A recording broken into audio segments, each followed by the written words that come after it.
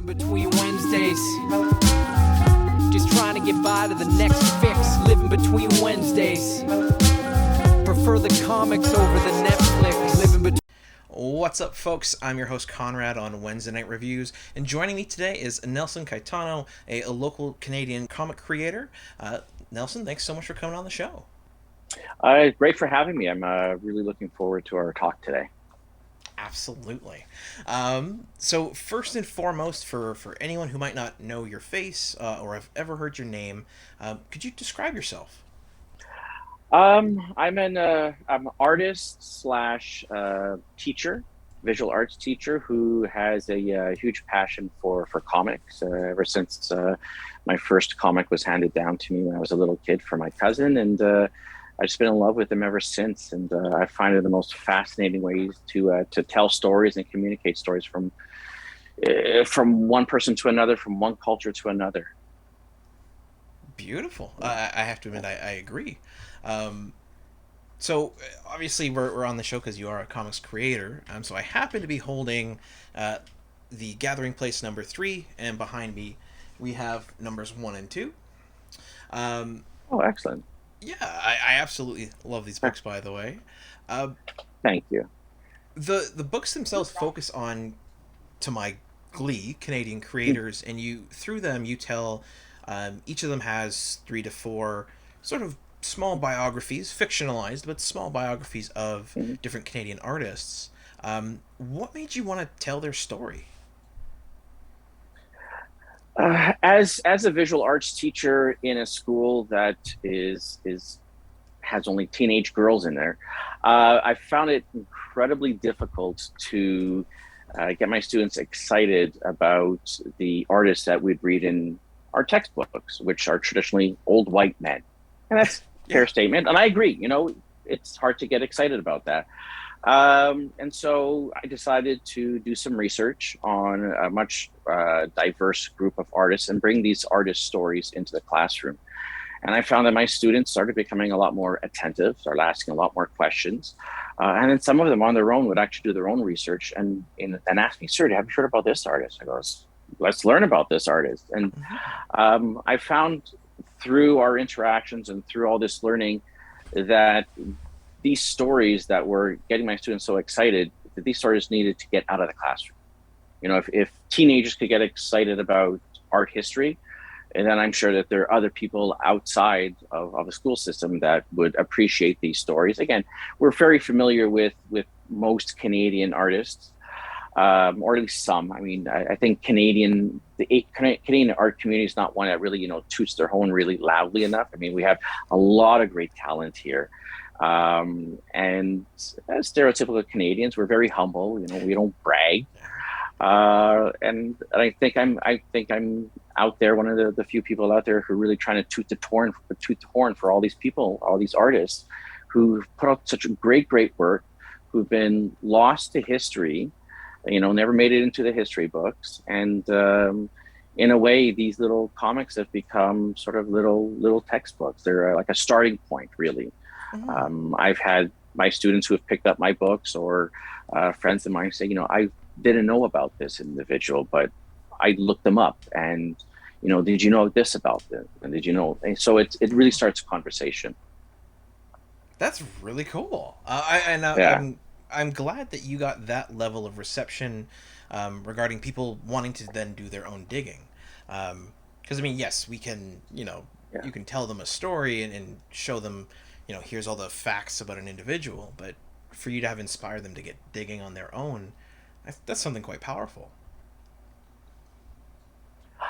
Again, if these stories ignited something in me, they ignited something in my students, and I know they're so strong, and the moments that I decide to capture are the ones that were very inspirational for me, or that, I mean, we fall in love with certain individuals, like celebrities, actors, musicians, and even artists, based on their talent, their skill, and the connection, that bond that we build with them.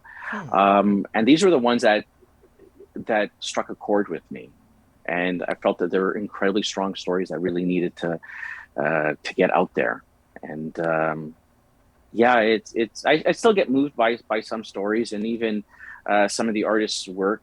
I mean, I think that was also another thing that drew me into these individuals, were the works that they created and how skilled they were. In the very first book, I mean, really, when I first started, I didn't know who to pick. I really didn't know who to pick. And so I looked at the artists who I was talking to my students about, and this one artist stood out, MARJORIE PIGOTT. And her work is so, for me, utterly beautiful. It's an abstract watercolor technique that is a mix from traditional Japanese style watercolor painting and a lot of the work she found inspirational when she moved to Canada from Japan, which were members of the Group of Seven. She looked at, European art, a lot of Cézanne and Picasso, and just combined these cultures together and create something so unique that, my students would get excited. I got excited, and just her story. It's, I tried my best. I was so inspired by her work that I tried my best to replicate her work. I was a student, years later, I find myself being one of her students, and just in complete awe of the work, the body of work that she created. Oh. Yeah, so like that center panel there was inspired by a much larger landscape that she had painted. And again, like many artists who came to Canada, they were inspired by the great Canadian landscape. There's something absolutely beautiful about Canada from one coast to the other. And that's why so many great Canadians are these gorgeous landscapes. And she just had this unique, I guess, look or interpretation of the landscape that I just found absolutely beautiful. And then her story as well was rather moving as well. I mean, coming from a very well-to-do family in Japan who saw the onset of the Second World War coming and fled to Canada, her and her sister, with nothing. And they made a life for themselves through their art, through their passion. So it was quite something. Yeah, I mean, I definitely think, one, that her particular, but also all of them, their stories are truly fascinating. Some of them are amazing stories of like perseverance, inspiration, and sometimes it's just being in the right place at the right time. But yeah. I did want to ask, you mentioned, did you actually get to learn under that lady? No. Okay. I had the good fortune. Yeah, I had the good fortune of being able to find her work. So I was able to find some original work that I was able to view in person. And then the reference library here in Toronto, they have some prints of hers in their vaults. And so if you ask nicely and book a time slot, they will pull out artwork and other materials for research purposes only. And so I had someone come out with a pair of white gloves and lay everything out on a table for me. And again, just in awe of the incredible work. And then also finding out that there was this resource as well. I mean, I've always known that library is a great resource for information, but to know that they also collect artwork, and they have artwork tucked away. They'll put some on display, but if you want to do research like I was doing, it was available there to be viewed. That's actually a little shocking. I like yourself, I had no idea that they would store something like art. Like, I knew they had obviously books, newspapers, archives even, but not art. That's fascinating. Yeah, go ahead. Oh, no, so I mean, I was, I call up galleries, I've been in touch with museums, to find works and even to dig a little bit deeper. I mean, sometimes there aren't enough books or resources out there that we do need to speak to. I mean, I need to speak to people who know much more about art history than I know. And even still, I mean, there are galleries that didn't have any of these works. And so to find them in the vaults of a library was absolutely amazing. So it was like so cool. That is cool. Yeah, that is super cool, and happened to work out very well for you.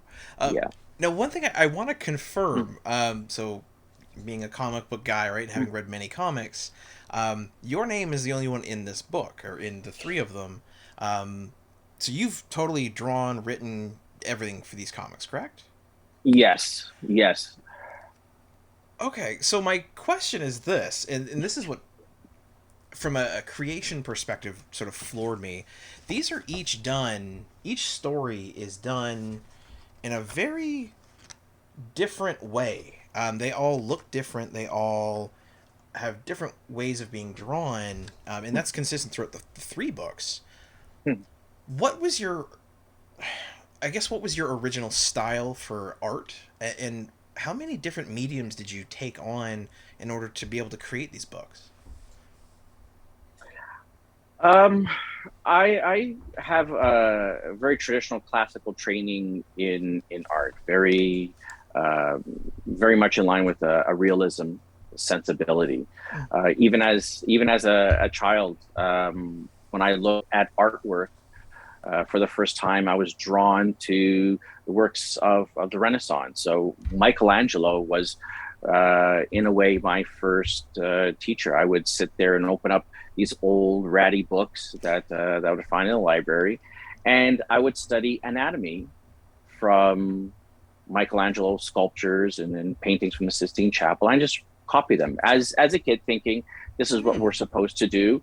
Only to realize years later, as I went into studies, that this is what they do. It's just copy other, and it's funny to see, because I was at an exhibit not too long ago at the AGO, and they have these beautiful sketches that Rubens did, where when he traveled to Italy, he looked up the Sistine Chapel and just copied what Michelangelo did, and it's that sense of legacy with artists, and that's how we do. We look back, see what's been done, learn those rules, and then see where we can bend them, if not break them,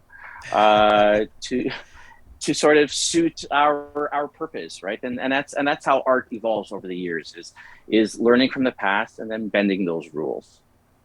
And so, again, having that traditional aspect, when I went into comics and found comics, I mean, I clearly remember the two first books that struck a chord with me were JONAH Hex books.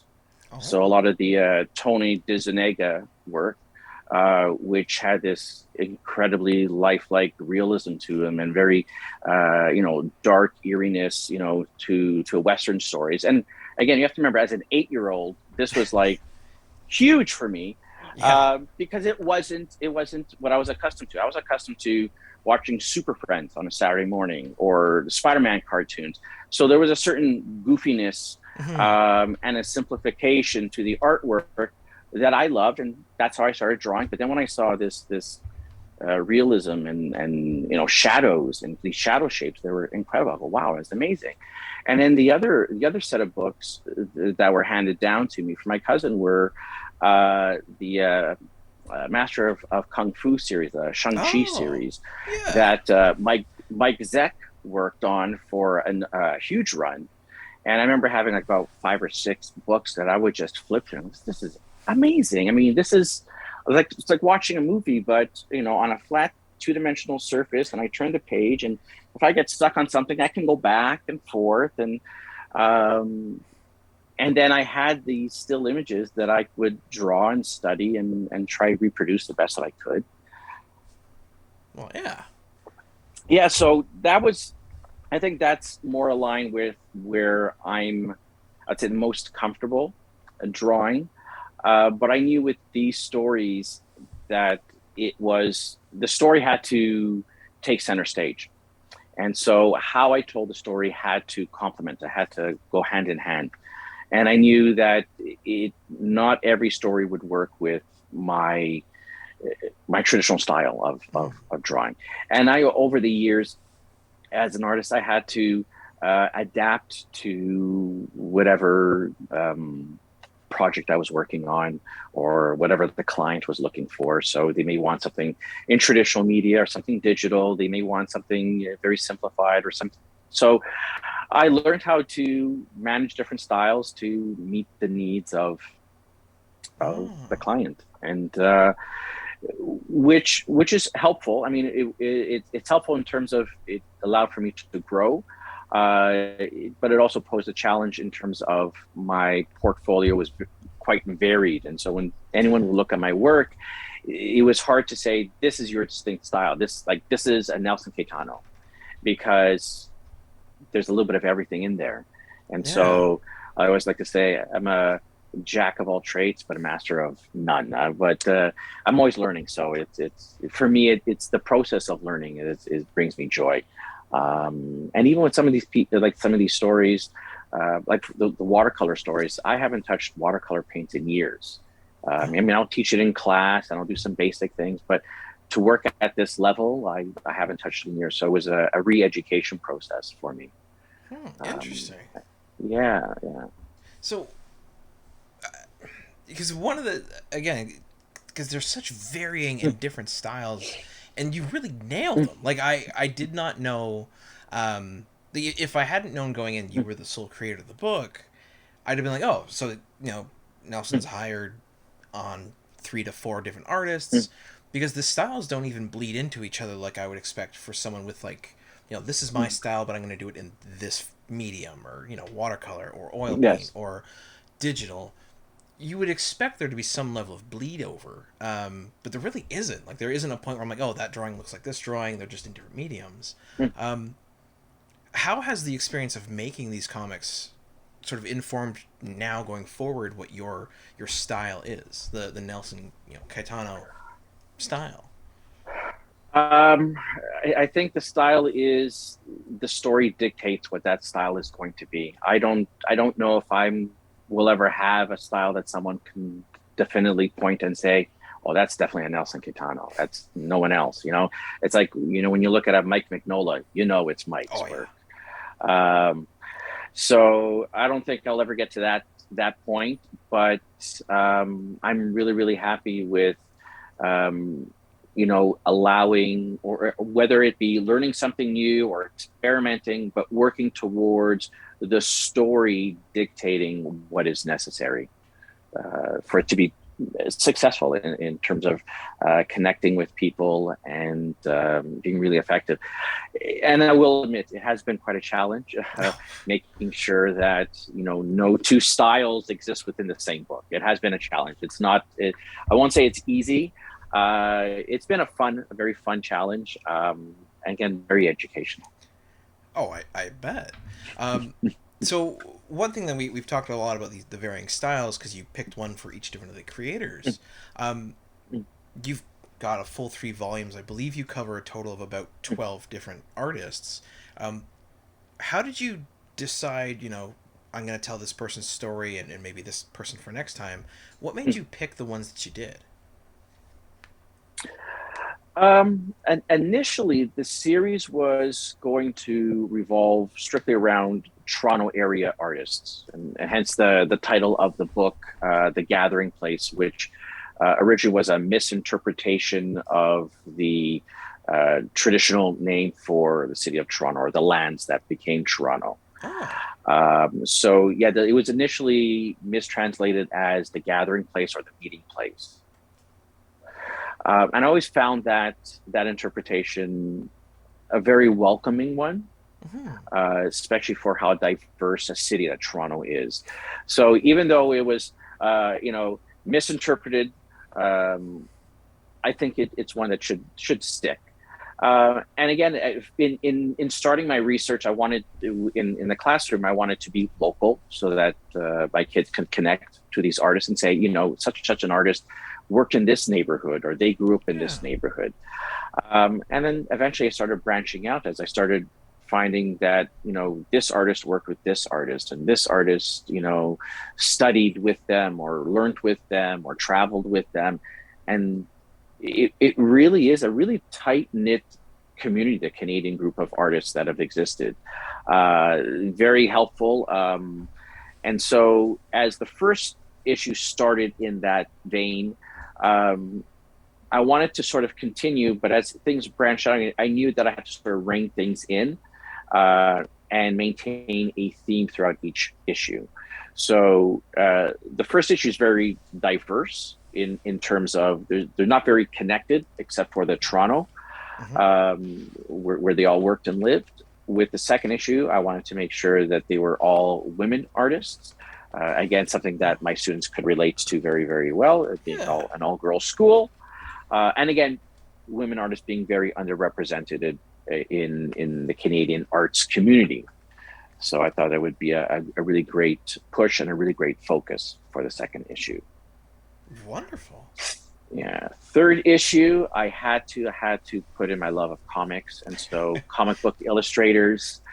I put them right there in the front and center there, and I think I did a really good job in selecting a good group of illustrators who I admire very much, and I know comic book fans, Canadian comic book fans, would recognize some of these names. Some of the names might be new. But for the general public, I mean, I've been getting a lot of people who are not typical comic book readers, but when they hear about the series, they go, that's interesting.